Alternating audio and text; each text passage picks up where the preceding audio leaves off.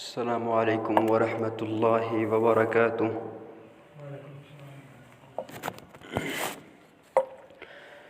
إن الحمد لله نحمده ونستعينه ونستغفر ونعوذ بالله من شرور أنفسنا ومن سيئات أعمالنا. من يهده الله فلا مضل له ومن يضلله فلا هادي له. أشهد أن لا إله إلا الله وحده لا شريك له وأشهد أن محمدًا عبده ورسوله. أما بعد، يا أيها الذين آمنوا اتقوا الله حق تقاته ولا تموتن إلا وأنتم مسلمون. يا أيها الناس اتقوا ربكم الذي خلقكم من نفس واحدة وخلق منها زوجها وبث منهما رجالا كثيرا ونساء. واتقوا الله الذي تساءلون به والأرحام، إن الله كان عليكم رقيبا. يا أيها الذين آمنوا اتقوا الله وقولوا قولا سديدا يصلح لكم أعمالكم ويغفر لكم ذنوبكم، ومن يطع الله ورسوله فقد فاز فوزا عظيما. ألا فإن خير الحديث كتاب الله، وخير الهدي هدي محمد صلى الله عليه وسلم، وشر الأمور محدثاتها، ألا وكل محدثة بدعة، وكل بدعة ضلالة، وكل ضلالة في النار. يقول الله تبارك وتعالى في القرآن العظيم: أعوذ بالله من الشيطان الرجيم. بسم الله الرحمن الرحيم. لقد من الله على المؤمنين إذ بعث فيهم رسولا من أنفسهم يتلو عليهم آياته ويزكيهم ويعلمهم الكتاب والحكمة وإن كانوا من قبل لفي ضلال مبين. وقال النبي عليه الصلاة والسلام: لا طاعة لمخلوق في معصية الخالق،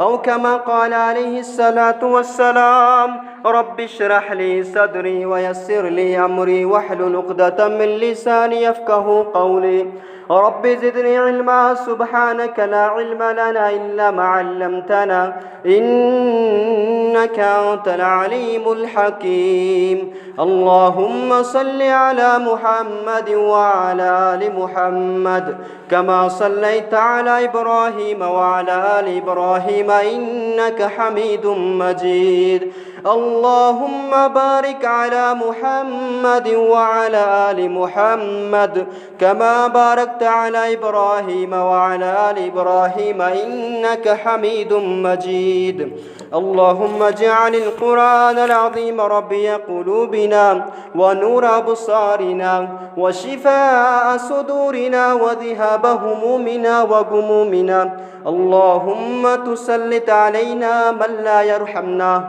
اللهم عاقبتنا في الأمور كلها وأجرنا من خزي الدنيا وعذاب الآخرة. رب ارحمهما كما ربياني صغيرا، رب ارحمهما كما ربياني صغيرا. ربنا ظلمنا أنفسنا وإن لم تغفر لنا وترحمنا لنكونن من الخاسرين.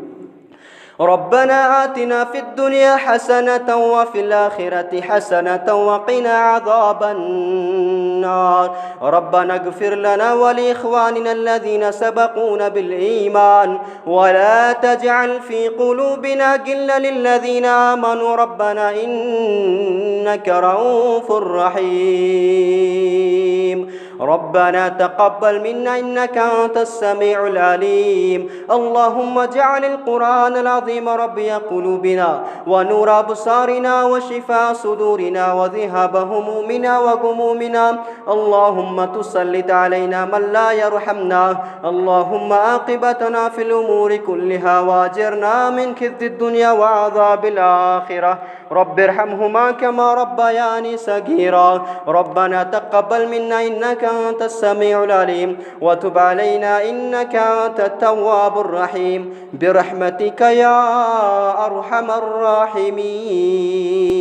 آمین۔ تمام قسم کی حمد و تعریف اللہ وحدہ لا شریک کے لیے جو رب العالمین اکیلا اس کائنات کا نظام چلانے والا ہے، جو رب العالمین اپنی ذات کے اندر، صفات کے اندر، عبادات کے اندر اکیلا ہے، وحدہ لا شریک ہے، اور بے شمار درود و سلام کی بارش ہو جناب محمد الرسول اللہ صلی اللہ علیہ وسلم کی ذات اقدس و مقدس پر، جنہیں رحمت کائنات بنا کر اس کائنات کے اندر مبعوث فرمایا گیا، جن کی اتباع کے اندر، جن کی اطاعت و فرمانبرداری میں دنیاوی اور اخروی نجات ہے اور جنت کے اندر داخلے کا ذریعہ ہے۔ ایک شاعر نے کیا خوب کہا کہ اذا كان الغراب دلیل قوم سیہدیہم طریق الہالکین، کہا کہ جب کوا کسی قوم کا لیڈر، کسی قوم کا رہنما، کسی قوم کا پیشوا بن جاتا ہے تو وہ کوا اس قوم کو ہلاکت والوں کے راستے پر لے جاتا ہے۔ اس کائنات ارضی کے اندر جب کوئی کیمسٹ، جب کوئی انجینئر، کوئی میکینیکل، کوئی کاریگر،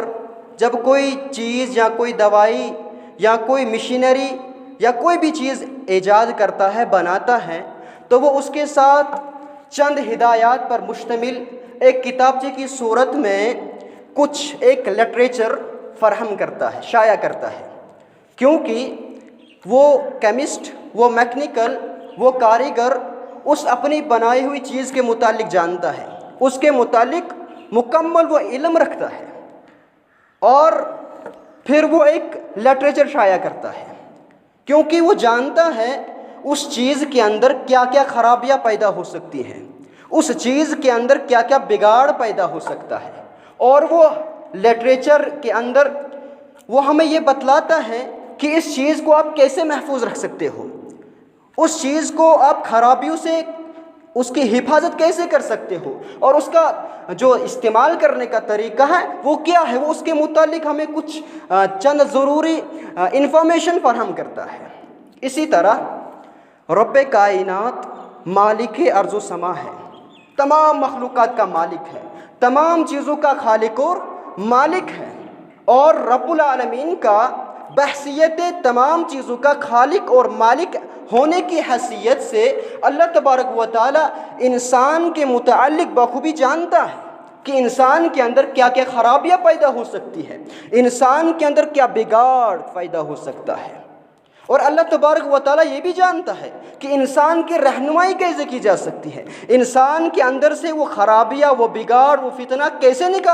باہر کیا جا سکتا ہے، دور کیا جا سکتا ہے، اس کی اصلاح کیسے کی جا سکتی ہے، یہ اللہ تبارک و تعالیٰ جانتا ہے۔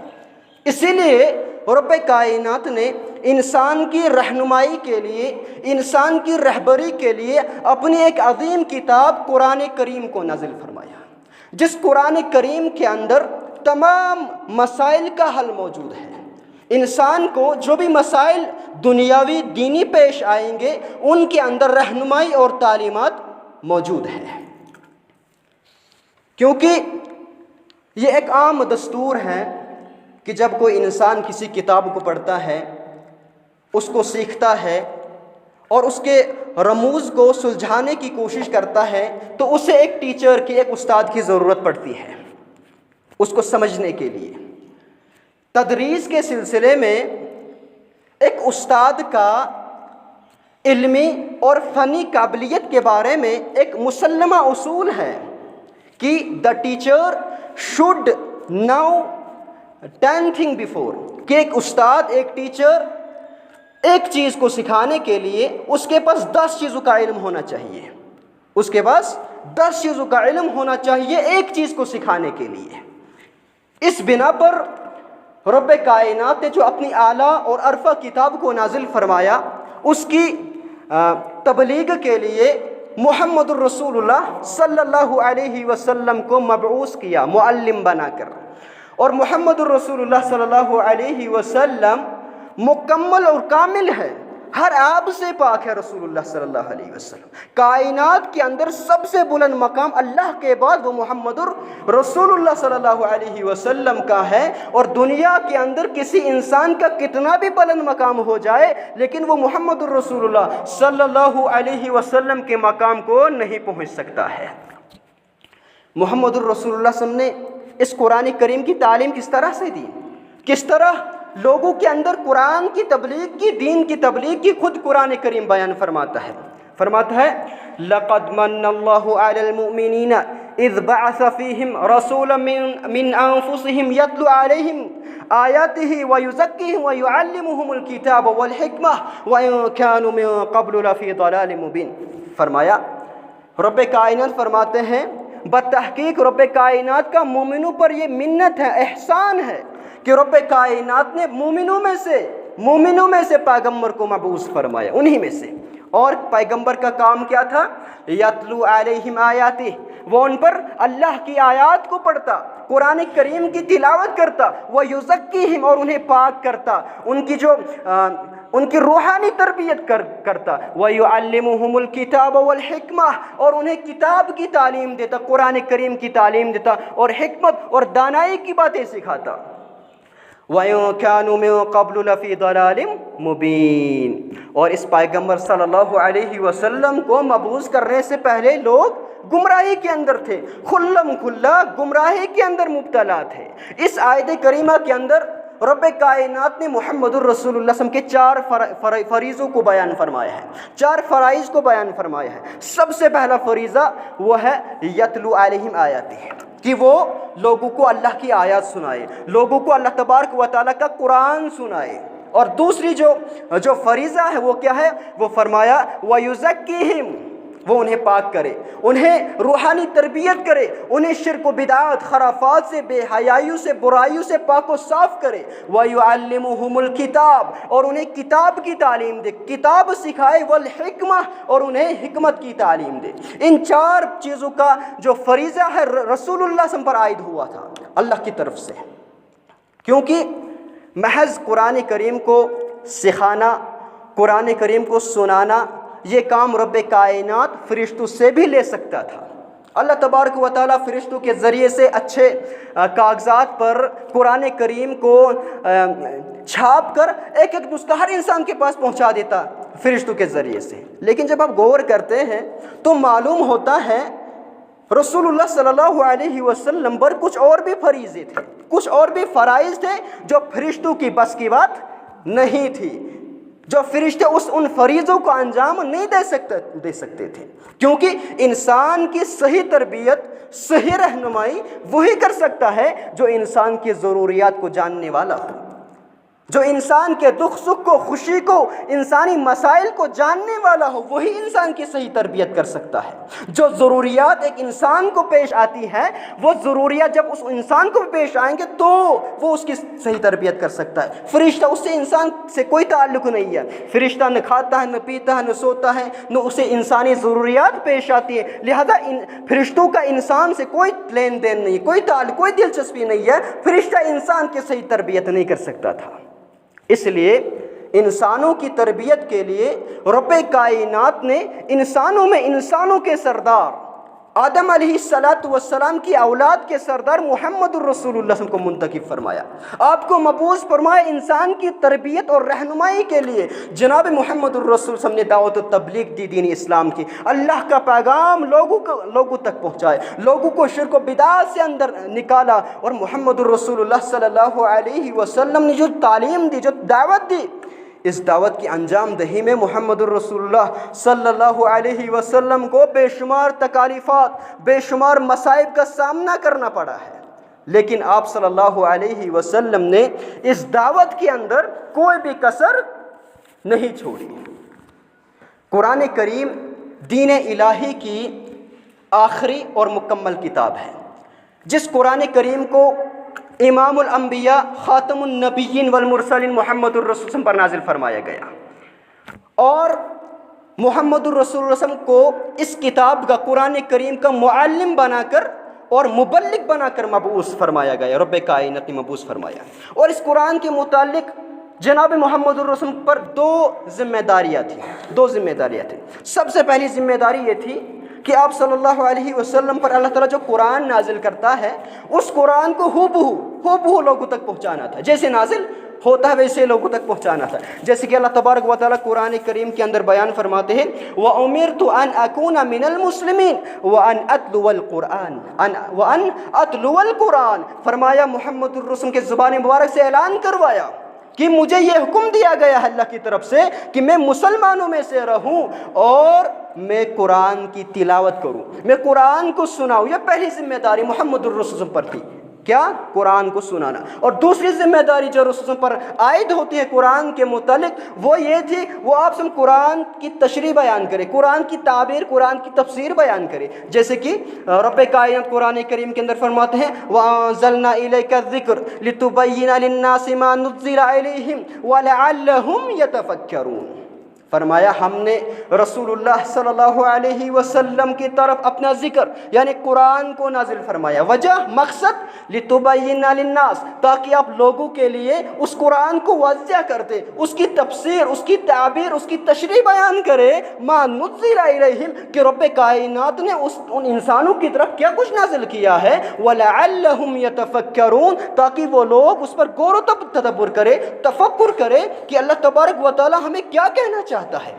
اللہ رب العالمین کی تعلیمات کیا ہے، اللہ تبارک و تعالیٰ نے کیا بتایا، ہمیں کیسے زندگی گزارنے کا طریقہ بتلایا ہے۔ تو اس پہلی ذمہ داری کے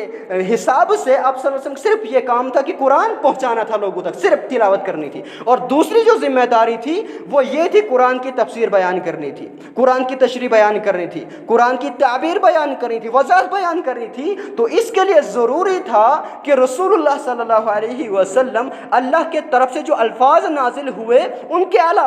کے علاوہ اضافی طور پر اپنی طرف سے کچھ الفاظ وہ ان کا استعمال کرے،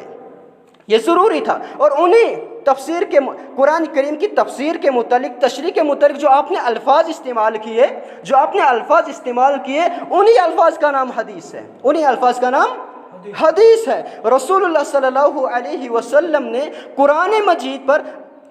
مجید اول سے لے کر آخر تک سنا دیا، لوگوں کو سمجھا دیا، حفظ کروا دیا، اور خود پریکٹیکل طور پر نبی علیہ السلام نے قرآن کریم پر عمل کیا، لوگوں کو دکھلایا، قرآن مجید کے احکامات پر عمل کیا رسول اللہ صلی اللہ علیہ وسلم نے۔ محمد الرسول اللہ صلی اللہ علیہ وسلم کی زندگی مبارک، زندگی طیبہ، وہ در حقیقت قرآن کریم کی قولی اور عملی تفسیر ہے۔ آپ صلی اللہ علیہ وسلم کے اقوال، افعال اور احوال کا نام حدیث ہے، سنت ہے۔ حدیث عربی زبان کے اندر، لغت کے اندر بات، گفتگو کے معنی میں استعمال ہوتی ہے۔ چونکہ محمد الرسول اللہ صلی اللہ علیہ وسلم اپنی گفتگو کے ذریعے، اپنی باتوں کے ذریعے دین الہی کی تبلیغ فرمایا کرتے تھے، اور نبی علیہ السلام قرآن کریم کی تشریح اپنی تقاریر کے ذریعے، اپنے بیانات کے ذریعے کیا کرتے تھے، اور اس کے ساتھ ساتھ نبی علیہ السلام خود پریکٹیکل طور پر قرآن کریم پر عمل کیا کرتے تھے۔ اور آپ کے سامنے کوئی عمل کرتا اگر وہ صحیح ہوتا، نبی علیہ السلام خاموشی کا اظہار فرمایا کرتے تھے، اور اس کو دین کا حصہ، دین کا جزء سمجھا جاتا تھا۔ کیونکہ اگر وہ صحیح نہیں ہوتا، آپ کے سامنے کوئی غلط عمل کیا جاتا، آپ اس سے روکتے، منع کرتے یا اس کی اصلاح کرتے کہ یہ ایسا ہے۔ تو انہی تمام چیزوں کا نام یہ حدیث اور سنت ہے۔ خلاصتاً یہ ہے کہ حدیث قرآن کریم کی تشریح، تعبیر اور تفسیر کے لیے محمد رسول اللہ صلی اللہ علیہ وسلم نے جو الفاظ، اقوال استعمال کیے، یا جو آپ نے پریکٹیکل طور پر عمل کر کے بتلایا، یا جو آپ کے سامنے کیا گیا، آپ نے خاموشی کا اظہار کیا، اس کو کریکٹ کہا، یہ حدیث کا نام ہے، یہ سنت کا نام ہے۔ اور یہ قرآن اور حدیث، کتاب و سنت، یہ لازم ملزوم ہے، یہ دونوں ضروری ہے۔ کوئی کہے گا میں قرآن کو مانوں گا بس حدیث کو نہیں مانوں گا، یہ ضروری، اس کے لیے یہ عمل نہیں کر سکتا قرآن پر، حدیث کے بنا، سنت کے بنا نہیں کر سکتا عمل۔ محمد الرسول اللہ صلی اللہ علیہ وسلم نے سنن ترمذی کی روایت ہے، پیشن گوئی فرمائے ایک دور ایسا آئے گا کہ ایک شخص کے پاس میری حدیث پہنچے گی، وہ اپنے تخت پر ٹیک لگائے ہوئے بیٹھا ہوگا۔ اس کے بعد جب نبی علیہ السلام کی حدیث پہنچے گی، وہ کہے گا ہمارے اور تمہارے درمیان قرآن موجود ہے فیصلہ کرنے کے لیے، حدیث کی ہمیں ضرورت نہیں ہے، ہم اسی کو حلال مانیں گے جو قرآن میں حلال ہے، ہم اسی کو حرام مانیں گے جو قرآن میں حرام ہے۔ جبکہ محمد الرسول اللہ صلی اللہ علیہ وسلم نے اگر کسی چیز کو حلال اور حرام قرار دیا ہے، وہ ویسے ہی حلال اور حرام ہے جیسے رب کائنات نے حلال اور حرام قرار دیا ہے۔ اس بنا پر بعض لوگ کہہ دیتے ہیں، سیدھا صاف انکار کر دیتے حدیث کا، منکرین حدیث، کہ ہم حدیث کو نہیں مانتے، ہمارے لیے بس قرآن ہی کافی ہے۔ اور کچھ لوگ ایسے ہیں جو زبان سے تو اقرار کرتے ہیں ہم حدیث کو مانتے ہیں، لیکن پریکٹیکل طور پر، عمل کے طور پر وہ حدیث کے منکر نظر آتے ہیں، حدیث کے مخالف، سنت کے مخالف وہ عمل کرتے ہیں، کسی اور کے طریقے پر چلتے ہیں۔ چونکہ قرآن کریم کے اندر جو مبادی اساسی احکامات ہیں، قرآن کریم کے اندر اصولی احکامات ہیں، ان کی تفصیل، ان کی تشریح آپ کو حدیث کے اندر ملے گی۔ مثلا اللہ تبارک و تعالیٰ قرآن کریم کے اندر فرماتے ہیں وَأَقِيمُوا الصَّلَاةَ وَآتُوا الزَّكَاةَ، کہ ایمان والو، اے مسلمانوں، تم نماز قائم کرو۔ نماز کتنی فرض ہے ہم پر؟ نماز کا طریقہ کیا ہے، اوقات کیا ہے، نماز کی شروط، واجبات، ارکان، سنن کیا ہے، کیسے پتہ چلے گا ہمیں وہ تفصیل حدیث کے اندر ملے گی، محمد الرسول صلی اللہ علیہ وسلم کی سنت کے اندر، طریقے کے اندر ملے گی۔ اسی طرح رب کائنات فرماتے ہیں وَآتُوا الزَّكَاةَ، زکوٰۃ ادا کرو۔ زکوٰۃ کب فرض ہوگی، کن اموال میں زکوٰۃ نکالنی ہے، کتنی مقدار ہونی چاہیے زکوٰۃ کے اندر، یہ تفصیل آپ کو حدیث کے اندر ملے گی۔ روزے مسلمانوں پر فرض ہے، روزہ رکھنے کب ہے، افطار کب کرنا ہے، روزہ کن چیز سے ٹوٹتا ہے وغیرہ، یہ تفصیل آپ کو حدیث کے اندر ملے گی۔ حج کے احکام و مسائل کہاں ملے گی آپ کو؟ حدیث کے اندر، قرآن میں نہیں ملیں گے، حدیث کے اندر تفصیلات آپ کو ملے گی۔ اسی طرح رب کائنات فرماتے ہیں وَالسَّارِقُ وَالسَّارِقَةُ فَاقْطَعُوا أَيْدِيَهُمَا، کہ چوری کرنے والا مرد، چوری کرنے والی عورت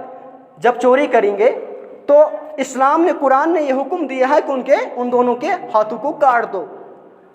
اب کہاں سے ہاتھ کاٹا جائے گا؟ یہاں سے پورا بازو، یہاں سے کہاں سے کاٹا جائے گا ہاتھ، اور کتنی مقدار پر اس کے ہاتھ کاٹے جائیں گے، یہ تفسیر ہمیں حدیث کے اندر ملے گی۔ لہٰذا قرآن اور حدیث یہ دونوں لازم ملزوم ہے۔ کوئی بتائے گا میں حدیث کے بنا قرآن کو مانوں گا، نہیں، قرآن پر وہ عمل کر ہی نہیں سکتا ہے۔ جس طرح رب کائنات کی اطاعت کا ذریعہ قرآن کریم ہے، یعنی قرآن کریم کی تعلیمات پر ہم عمل کر کے رب کی اطاعت کر سکتے ہیں، قرآن کے بنا رب العالمین کی اطاعت ممکن نہیں ہے۔ اسی طرح حدیث رسول صلی اللہ علیہ وسلم رسول اللہ صلی اللہ علیہ وسلم کی اطاعت کا ذریعہ ہے۔ حدیث و سنت پر ہم عمل کر کے محمد الرسول کی اطاعت کر سکتے ہیں۔ اگر ہم حدیث پر عمل نہیں کرتے ہیں، اگر ہم سنت پر عمل نہیں کرتے ہیں، تو رسول صلی اللہ علیہ وسلم کی اطاعت ممکن نہیں ہے۔ اور اس بات کو آپ ذہن میں رکھیں، جو بھی انسان اللہ اور اس کے رسول صلی اللہ علیہ وسلم کی اطاعت کو چھوڑ دیتا ہے، کتاب و سنت کی اتباع پیروی چھوڑ دیتا ہے، اور کسی اور کے طریقے، کسی اور کی اتباع، کسی اور کی اطاعت و فرما برداری کرتا ہے، یہ چیز ایک انسان کو ہلاکت اور بربادی کی طرف لے جاتی ہے، یہ چیز ایک انسان کو گمراہی کی طرف لے جاتی ہے۔ جبکہ اللہ اور اس کے رسول صلی اللہ علیہ وسلم کی اطاعت و فرما برداری، کتاب و سنت کی اتباع ایک انسان کو نجات، کامیابی، کامرانی اور جنت کی طرف لے جانے والا راستہ ہے۔ اور محمد الرسول اللہ صلی اللہ علیہ وسلم کی اتباع کے علاوہ جس کسی کے بھی اتباع کی جائے گی، چاہے وہ کوئی بھی امام ہو، بزرگ ہو، جو بھی ہو، اللہ اور اس کے رسول کے علاوہ اس کی اطاعت اور اتباع تبھی ہے جب وہ قرآن اور حدیث کے تابع ہوگا، جب وہ حکم اللہ اور اس کے رسول کی اطاعت کا دے رہا ہوگا تو اس کی اطاعت جائز ہے، ورنہ اس کی اطاعت جائز نہیں ہے، کیونکہ محمد الرسول اللہ صلی اللہ علیہ وسلم نے فرمایا لا طاعت لمخلوق فی معصیت الخالق، فرمایا اللہ کی نافرمانی میں کسی مخلوق کی اطاعت جائز نہیں ہے۔ اور قرآن بھی کہتا ہے یا ایھا الذین آمنوا اطیعوا اللہ واطیعوا الرسول واولی الامر منکم فان تنازعتم فی شیء فردوہ الی اللہ والرسول، فرمایا اے ایمان والو اطاعت کرو اللہ کی، اطاعت کرو رسول اللہ صلی اللہ علیہ وسلم کی، اطاعت کرو امیر کی، صاحب امر کی، مگر فان تنازعتم فی شیء فردوہ الی اللہ والرسول، مگر جب تمہیں اختلاف ہو جائے، جھگڑا ہو جائے، مسئلہ کھڑا ہو جائے، اس مسئلے کو اللہ اور اس کے رسول کی طرف لوٹاؤ، اس مسئلے کو اللہ اور اس کے رسول یعنی قرآن اور حدیث کی طرف لوٹاؤ۔ سامعین کرام، کیونکہ معصوم عن الخطا اگر کوئی ذات ہے وہ محمد رسول اللہ صلی اللہ علیہ وسلم ہے، آپ کے علاوہ کوئی بھی ہو اس کی بات صحیح بھی ہو سکتی ہے، غلط بھی ہو سکتی ہے، جب صحیح ہو ماننی ہے، جب غلط ہو چھوڑ دینی ہے، بس یہ صاف سا اصول ہے قرآن اور حدیث کے اندر۔ لیکن جب مسئلہ واضح ہو جائے، قرآن واضح ہے، حدیث رسول صلی اللہ علیہ وسلم واضح ہے کسی مسئلے کے اوپر، مگر اس کے باوجود قرآن کریم کے حکم کو چھوڑ دینا، حدیث رسول صلی اللہ علیہ وسلم کو چھوڑ دینا، اور ایسے کسی انسان کی بات کو ماننا جو شریعت کے اندر حجت نہیں ہے، جو شریعت کے اندر دلیل نہیں ہے، اس کی بات کو، اس کے قول کو قرآن اور حدیث پر اس کو ترجیح دینا، یہ چیز انسان کو گمراہی کی طرف لے جاتی ہے، انسان سیدھے راستے سے بھٹک جاتا ہے، اور ایسے انسان کے اعمال ضائع اور برباد ہو جاتے ہیں، جیسے کہ رب کائنات سورہ حجرات کے اندر فرماتے ہیں یا ایھا الذین آمنوا لا تقدموا بین یدی اللہ ورسولہ واتقوا اللہ ان اللہ سمیع علیم، فرمایا اے ایمان والو تم اللہ اور اس کے رسول صلی اللہ علیہ وسلم سے آگے نہ بڑھو، واتقوا اللہ، اللہ سے ڈرو، بے شک رب العالمین وہ سمیع ہے، سننے والا ہے، اور علم رکھنے والا، جاننے والا ہے۔ دوسری جگہ فرمایا، دوسری آیت میں فرمایا یا ایھا الذین آمنوا لا ترفعوا اصواتکم فوق صوت النبی ولا تجهروا له بالقول كجهر بعضکم لبعض ان تحبط اعمالکم وانتم لا تشعرون، فرمایا اے ایمان والو تم اپنی آواز کو رسول اللہ صلی اللہ علیہ وسلم کی آواز سے بلند نہ کرو جس طرح آپس میں تم ایک دوسرے سے گفتگو کرتے ہو، کہیں ایسا نہ ہو لاشعوری کی طور پر تمہارے تمام اعمال کو ضائع اور برباد کر دیے جائے۔ یعنی اللہ اور اس کے رسول صلی اللہ علیہ وسلم کی سے آگے بڑھنے کا مطلب کیا ہے؟ اللہ اور اس کے رسول صلی اللہ علیہ وسلم کی آواز سے اپنی آواز کو آگے بڑھانے کا مطلب کیا ہے؟ اللہ نے حکم واضح دے دیا قرآن کریم کے اندر، محمد الرسول اللہ صلی اللہ علیہ وسلم کی حدیث واضح ہے، اس کے باوجود قرآن اور حدیث کو چھوڑ دینا، کسی اور کی اطاعت کرنا، کسی اور کے پیچھے چلنا، کسی اور کی باتوں کو ماننا، کسی اور کی باتوں کو بطور دلیل پیش کرنا، یہ اللہ اور اس کے رسول صلی اللہ علیہ وسلم سے آگے بڑھنے کا مطلب ہے، اللہ اور اس کے رسول صلی اللہ علیہ وسلم کی آواز پر اپنی آواز کو بلند کرنے کا مطلب ہے۔ ایک دفعہ محمد الرسول اللہ صلی اللہ علیہ وسلم نے حضرت معاذ بن جبل رضی اللہ تعالیٰ عنہ، مشہور صحابی رسول صلی اللہ علیہ وسلم، انہیں یمن کا گورنر بنا کر بھیجا اور کہا کہ جب تمہیں کوئی مسائل پیش آئیں گے تم اپنے مسائل کو کیسے حل کرو گے، کس بنیاد پر حل کرو گے؟ تو حضرت معاذ بن جبل رضی اللہ تعالیٰ عنہ نے فرمایا کہ میں سب سے پہلے دیکھوں گا قرآن کے اندر کیا ہے، جب میں قرآن کے اندر اس مسئلے کا حل پاؤں گا تو ٹھیک مان لوں گا، اگر قرآن میں موجود نہیں ہے پھر میں حدیث رسول صلی اللہ علیہ وسلم میں دیکھوں گا کہ حدیث کے اندر اس کا حل کیا ہے، اور اگر حدیث رسول صلی اللہ علیہ وسلم کے اندر بھی حل موجود نہیں ہے پھر میں اجتہاد کروں گا، پھر میں خود اپنی اجتہادی کوشش کروں گا۔ یعنی اس حدیث کا ذکر کرنے کا مطلب یہ ہے تمام چیزوں سے پہلے قرآن اور حدیث کو مقدم رکھنا ہے، تمام باتوں، تمام انسانوں سے پہلے کس چیز کو مقدم رکھنا ہے؟ وہ قرآن اور حدیث کو مقدم رکھنا ہے، کیونکہ رب کائنات نے قرآن کریم کے اندر تقریباً 20 مرتبہ محمد الرسول صلی اللہ علیہ وسلم کی اطاعت کا حکم دیا ہے، بلکہ آپ صلی اللہ علیہ وسلم کی اطاعت کو اپنی اطاعت قرار دیا. فرمایا وَمَن يُطِعِ الرَّسُولَ فَقَدْ أَطَاعَ اللَّهَ کہ جس نے محمد الرسول اللہ صلی اللہ علیہ وسلم کی اطاعت کی، حقیقت میں اس نے رب کائنات کی اطاعت کی. دوسری جگہ اللہ رب العالمین قرآن کریم کے اندر فرماتے ہیں یا ایھا الذین آمنوا اطیعوا اللہ واطیعوا الرسول واولی الامر منکم فإن تنازعتم فی شیء فردوه الی اللہ والرسول ان کنتم تؤمنون باللہ والیوم الآخر ذلک خیر واحسن تأویلا. فرمایا اے ایمان والو، اے وہ لوگو جنہوں نے ایمان لایا، تم اللہ کی اطاعت کرو، اس کے رسول کی اطاعت کرو، اور امیر صاحب امر جو ہوگا اس کی اطاعت کرو.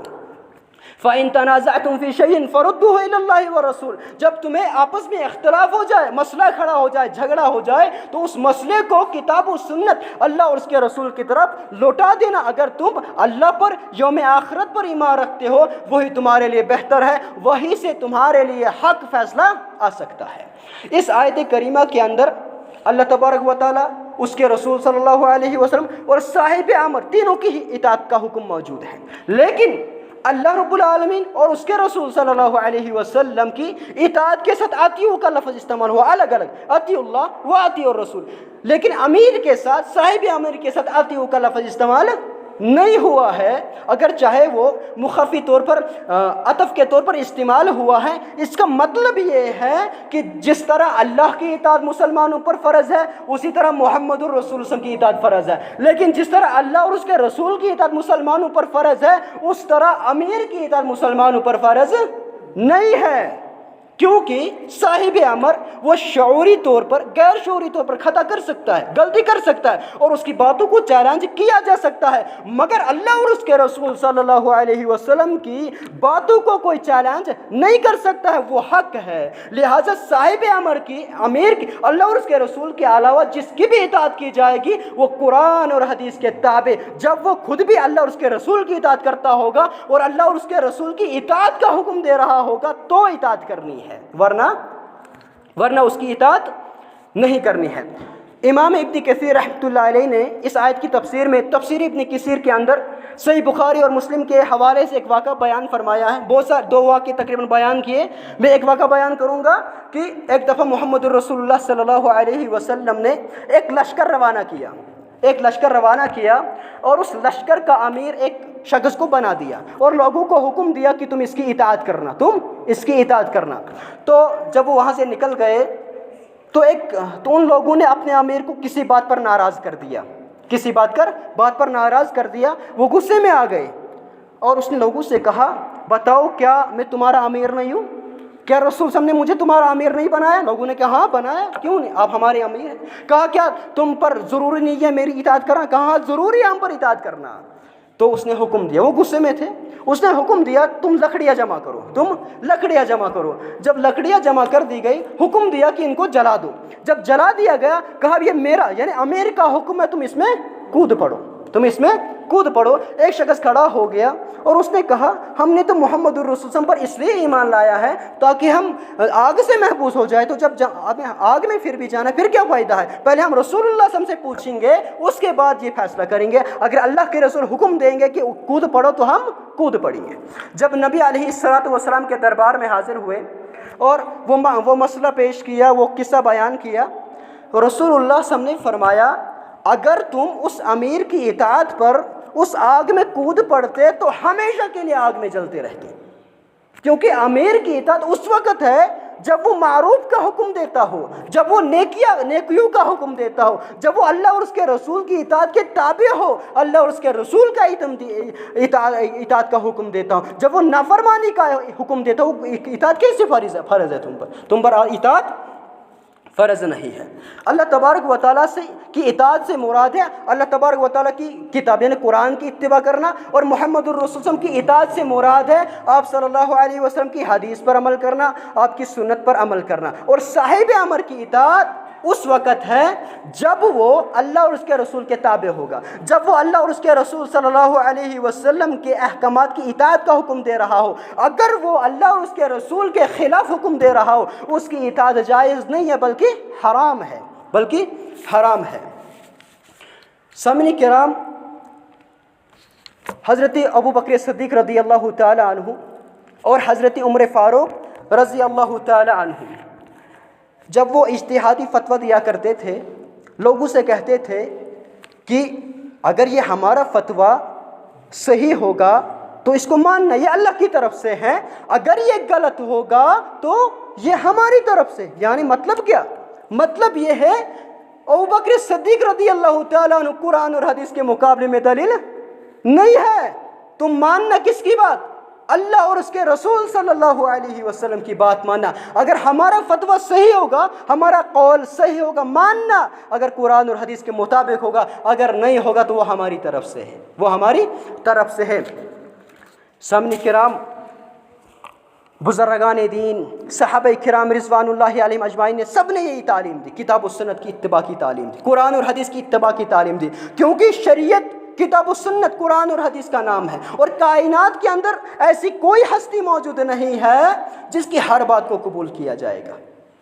اور صحابہ کرام، ائمہ کرام، وہ قرآن اور حدیث کے سر چشمے سے فیضیاب ہوا کرتے تھے، ہمیں بھی اسی سر چشمے سے فیضیاب ہونا ہے۔ صحابہ کرام کی طرح ائمہ اربعہ نے بھی رسول اللہ صلی اللہ علیہ وسلم کی اطاعت اور اتباع، کتاب و سنت کی اتباع کی دعوت دی ہے۔ امام ابو حنیفہ رحمۃ اللہ علیہ، عظیم امام، وہ فرماتے ہیں اذا صح الحدیث فهو مذہبی، فرمایا صحیح حدیث جو ہے وہ میرا مذہب ہے، یعنی جب میری کوئی بات، میرا کوئی فتویٰ اس کے خلاف صحیح حدیث تمہیں مل جائے تو اس وقت میرا مذہب میرا قول نہیں ہے، بلکہ اس وقت میرا مذہب وہ صحیح حدیث ہے۔ امام ابو حنیفہ رحمۃ اللہ علیہ نے فرمایا، کیا فرمایا؟ فرمایا اس شخص کے لیے جائز نہیں ہے کہ میری ایسی بات پر فتویٰ دینا جس کو یہ معلوم نہیں ہے کہ امام ابو حنیفہ رحمۃ اللہ علیہ نے اس بات کو کس آیت سے نقل کیا ہے، کس حدیث سے نقل کیا ہے، اس کا ماخذ اور بنیاد کیا ہے۔ جس انسان کو یہ پتہ نہیں ہے اس کے لیے جائز نہیں ہے امام ابو حنیفہ رحمۃ اللہ علیہ کے قول پر فتویٰ دینا۔ امام ابو حنیفہ رحمۃ اللہ سے پوچھا گیا کہ جب آپ کی بات، آپ کا کوئی قول، آپ کا کوئی فتویٰ قرآن کے خلاف ہو، کیونکہ معصوم عن الخطا صرف محمد رسول اللہ صلی اللہ علیہ وسلم ہے، فرمایا جب آپ کی بات قرآن کے خلاف ہو، کہا اس وقت میری بات کو چھوڑ دینا، قرآن پر عمل کرنا۔ کہا جب حدیث کے خلاف آپ کی بات ہو جائے، کہا اس وقت میرے قول کو چھوڑ دینا، حدیث پر عمل کرنا۔ جب صحابہ رسول صلی اللہ علیہ وسلم کے قول کے خلاف میری بات ہو تو فرمایا صحابہ رسول کے قول پر عمل کرنا، میری بات کو چھوڑ دینا۔ اسی طرح امام مالک رحمۃ اللہ علیہ نے فرمایا لیس احد بعد النبی صلی اللہ علیہ وسلم الا ویؤخذ من قوله ویترک الا النبی صلی اللہ علیہ وسلم، فرمایا کائنات کے اندر محمد الرسول اللہ صلی اللہ علیہ وسلم کے علاوہ کوئی بھی ایسی شخصیت موجود نہیں ہے جس کی ہر بات کو مانا جائے گا، بلکہ جس کی بھی ہر بات کو مانا جائے گا وہ محمد الرسول اللہ صلی اللہ علیہ وسلم ہے، اور آپ صلی اللہ علیہ وسلم کے علاوہ ہر کسی کی بات کو مانا بھی جائے گا اور رد بھی کیا جائے گا بحثیت بشر۔ اور امام مالک رحمۃ اللہ علیہ فرمایا کرتے تھے کہ میں ایک انسان ہوں، میں صحیح بھی بول سکتا ہوں، غلط بھی بول سکتا ہوں، جب صحیح میری بات ہوگی قرآن اور حدیث کے مطابق اس کو ماننا، جب غلط ہوگی اسے چھوڑ دینا۔ امام شافعی رحمۃ اللہ علیہ فرماتے تھے اذا سال حدیث خلاف قولی فاعلموا بالحدیث وترکوا قولی، فرمایا جب میرے قول کے خلاف صحیح حدیث تمہیں مل جائے، میرے فتوے کے خلاف تمہیں صحیح حدیث مل جائے، فاعلموا بالحدیث، حدیث پر عمل کرنا، وترکوا قولی، اور میرے قول کو چھوڑ دینا۔ امام شافعی رحمۃ اللہ علیہ فرمایا کرتے تھے کہ میری کتابوں کے اندر اگر تم میرا کوئی ایسا قول دیکھو گے جس کے خلاف صحیح حدیث صحیح ثابت ہو جائے تو اس وقت تم حدیث پر عمل کرنا، کیونکہ حدیث کا مقام بہت بلند ہے۔ اور اسی طرح فرمایا جب تمہیں کسی سنت کے خلاف میرا قول ثابت ہو جائے تو اس وقت سنت پر عمل کرنا، میرے قول کو چھوڑ دینا۔ امام احمد بن حنبل رحمۃ اللہ علیہ فرمایا کرتے تھے لا تقلدنی ولا تقلد مالکا ولا الشافعی ولا الاوزاعی ولا الثوری وخذ من حیث اخذوا، فرمایا تم میرے پیچھے اندھا دھند نہ چلنا، میری تقلید نہ کرنا، آنکھیں بند کر کے میرے قول کو، میرے فتووں کو نہ ماننا، اور نہ امام مالک رحمۃ اللہ علیہ کے پیچھے آنکھیں بند کر کے چلنا، اور نہ امام اوزاعی کے پیچھے چلنا، اور نہ امام ثوری رحمہم اللہ کے پیچھے چلنا، اور نہ امام شافعی رحمۃ اللہ علیہ کے پیچھے چلنا آنکھیں بند کر کے، بلکہ تم وہیں سے دین اخذ کرنا، تم وہیں سے دین لینا جہاں سے ان ائمہ کرام نے دین کو اخذ کیا ہے۔ جہاں سے انہوں نے دین کو لیا ہے وہیں سے تم بھی دین کو لینا۔ سامعین کرام، یہ ہمارے بزرگ ائمہ کرام انہوں نے کیا تعلیم دی ہے؟ انہوں نے بھی اتباع رسول، انہوں نے بھی کتاب و سنت کی اتباع کی تعلیم دی ہے، اطاعت رسول صلی اللہ علیہ وسلم کی تعلیم دی۔ اور ہماری بھی یہی دعوت ہے کہ لوگوں، تم اپنی زندگی کا دستور کتاب و سنت کی اتباع کو بنا لو، تم ہم اپنی زندگی کا دستور محمد الرسول اللہ صلی اللہ علیہ وسلم کی اطاعت اور فرما برداری کو بنا لو۔ اور قرآن اور حدیث کے مقابلے میں، اللہ اور اس کے رسول کے مقابلے میں کوئی بھی ہو، چاہے جیسے کہ ائمہ کرام نے فرمایا، کوئی بھی ہو، اس کی بات، اس کے فعل، اس کے قول، اس کے طور و طریقے کو جس کسوٹی پر پرکھا جائے گا، جس کسوٹی پر اس کو کسا جائے گا، وہ کتاب و سنت قرآن اور حدیث کی کسوٹی ہے۔ جب ان کی بات قرآن اور حدیث کے ترازو پر حق ہے تو وہ حق ہے، اس پر عمل کیا جائے گا۔ اگر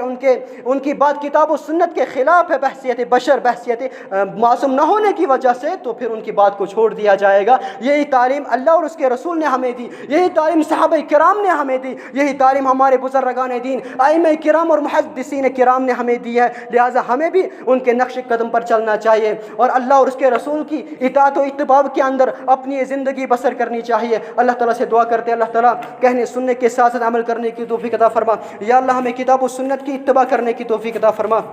یا اللہ ہمیں قرآن اور حدیث پر قائم اور دائم رکھنا۔ یا اللہ ہمیں اپنے بزرگان دین کی تعلیمات پر عمل کرنے کی توفیق عطا فرما۔ یا اللہ ہمارے خطاؤں کو معاف فرما دے، یا اللہ ہمارے گناہوں کو معاف فرما دے، یا اللہ ہمارے خطاؤں کو معاف فرما دے، ہمارے گناہوں کو معاف فرما دے۔ یا اللہ جو بھی گزر گئے ہیں انہیں کروٹ جنت الفردوس عطا فرما دے۔ یا اللہ ان کے خطاؤں کو معاف فرما دے۔ یا اللہ جو بھی بیمار ہیں ان کی بیماری کو دور فرما دے۔ یا اللہ جو بھی لاچار ہیں ان کی لاچاری کو دور فرما دے۔ یا اللہ جو بھی حاضرین میں سے یا اللہ جس کی جو حاجت ہے تو عالم بذات الصدور ہے، پورا فرما دے۔ یا اللہ پورا فرما دے، جو بھی بیمار ہے شفاء کاملہ اور شفاء عاجلہ عطا فرما دے۔ وآخر دعوانا ان الحمد للہ رب العالمین۔